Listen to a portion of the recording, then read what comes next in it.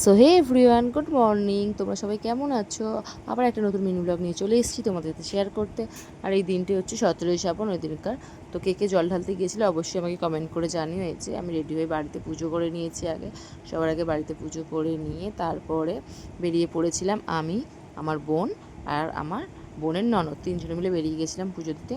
তো আমরা প্রথমে হেঁটে হেঁটেই গিয়েছিলাম, ঠিক আছে। তো এই যে তিনজনে মিলে বেরিয়ে গেছিলাম বুড়ো শিবতলা, আমাদের বাড়ি থেকে বেশি দূর না।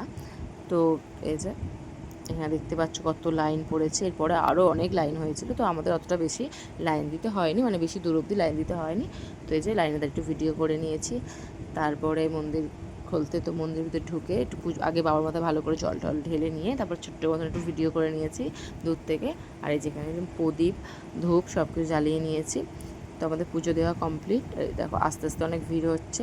তো পুজো দেওয়া কমপ্লিট, তারপর বাড়ি চলে এসেছি। একটা অটো পেয়েছিলাম, তারপর অটো করে বাড়ি চলে আসছি। তো ভিডিওটা দেখো, কেমন লাগলো অবশ্যই কমেন্ট করো। টাটা।